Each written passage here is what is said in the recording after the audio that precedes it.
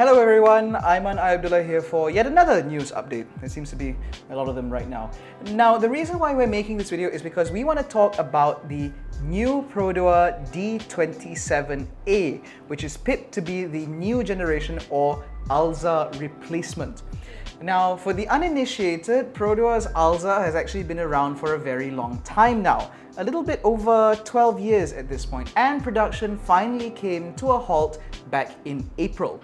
Now, the Perodua Alza is actually a very important model for Perodua, even though it's been around for a long time and it lacks a lot of the modern features that have come to feature in Perodua vehicles like LED headlights and even keyless entry and go for that matter. It continued to sell well all the way up to its ultimate demise. The reason being because Malaysians like a multi-purpose vehicle that is simple, easy to use and relatively fuss-free.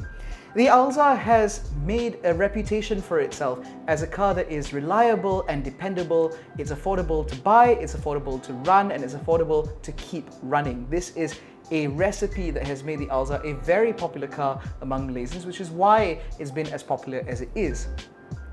Now, some of you may be asking, why bother replacing the Alza? If people seem to like it so much, if the sales trends don't seem to follow the trends of every other car where they tend to taper off after the 5-year mark, what's the point in replacing it?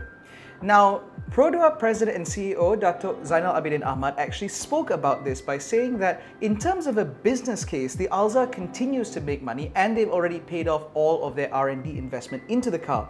In terms of a business case, it would make more sense to simply keep the car in production.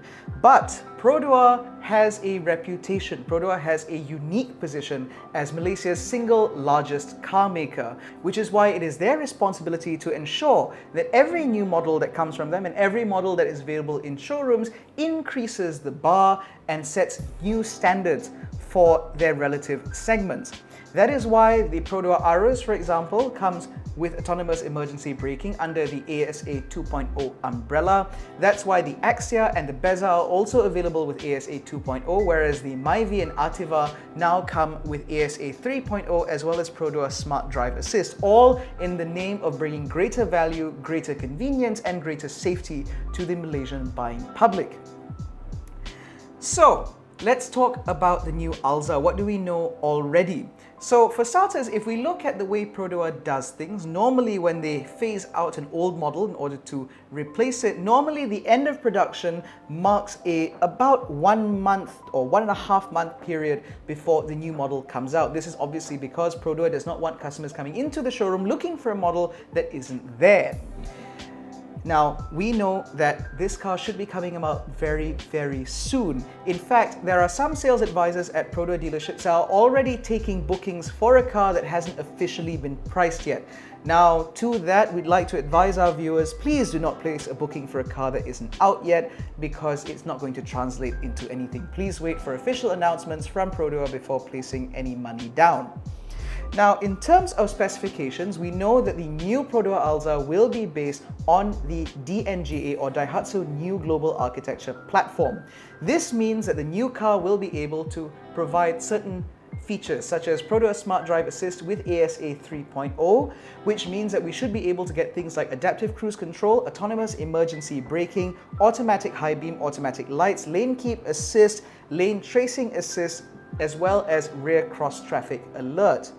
Now, we are made to understand that the new car will not come with adaptive high beam like the Perodua Ativa. This is in order to ensure the Ativa continues to sit as the flagship model in Perodua's lineup. It needs a mark of differentiation of sorts. The other thing that will remain unique to the Ativa is the 1-litre turbocharged 3-cylinder engine. Now, initially when we first began to hear rumours about the new Alza, we were made to understand that this car could come with one of 3 powertrains. Either the 1-litre 3-cylinder from the Ativa, a 1.5-litre hybrid powertrain, which we've seen before from the Toyota Raze and Daihatsu Rocky, or the 1.5-litre engine that is already in service in the Alza as well as the current generation Myvi and Perodua Arus. All of these engines, regardless, would have been mated to the dual CVT automatic gearbox, which is already in the Ativa and now in the 2022 Perodua Myvi. Now, as time has gone by, these rumors have died down, and now we know with a decent amount of certainty that we should be able to expect the 1.5 litre naturally aspirated engine as we've seen from the Perodua Myvi AV and Perodua Myvi H to feature in the new Alza. This is in order to keep the cost of the vehicle low, which will then translate to a cheaper cost of ownership for buyers. Now, as we talk about prices, it is worth noting that again, Perodua has not yet released any official information with regards to pricing for the new Alza. However, it is said that this new model will be around about 60 to 70,000 ringgit, with some people saying that the range may start at as high as 69,000 ringgit. Now, we believe that being a 7-seater MPV, it should leave a little bit of space between itself and the Perodua Arus, which means we are hopeful that the prices will be a little bit lower than that. As it stands, the Perodua Arus starts at the low 60,000 mark, which means that there is a big gap there for the Alza to fit in, although again, we'll have to wait for official information for that to come out. Now, lastly, the question that all of you are asking is, when will this car finally be launched? Now, as I said earlier, normally when it comes to Perodua, they will phase out older models about a month or a month and a half before the new model comes out. It is worth noting that production of the Alza officially ended at the end of April. Now, at the time of filming, we are about halfway through May, which means that we have another couple of weeks, or 2 to 4 weeks or so, before that stated window is up, which means there is still time for Perodua to launch this car very, very soon. We certainly expect it to arrive very soon, as this is a car that's been in development for quite some time, and certainly Perodua wants to get the car out into showrooms in order to recoup some of that investment.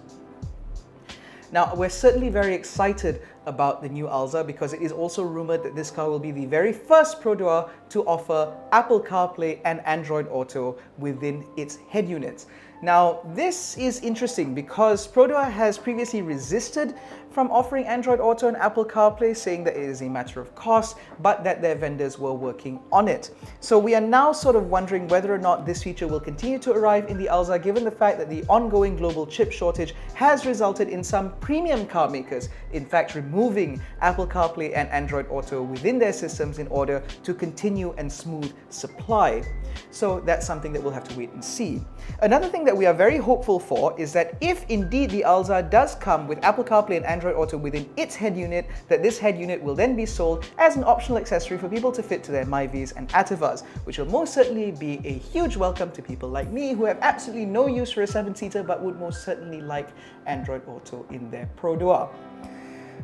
Now, unfortunately, that's all the information that we have for you right now.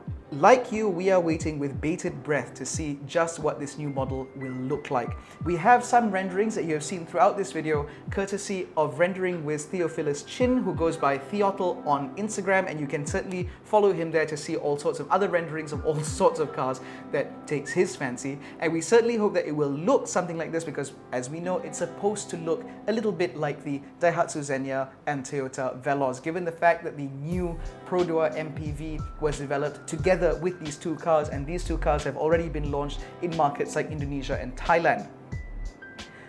But we certainly hope that you will stay tuned and subscribe to this channel as we bring you more updates as they come. Thank you so much for watching. We'll catch you in the next one.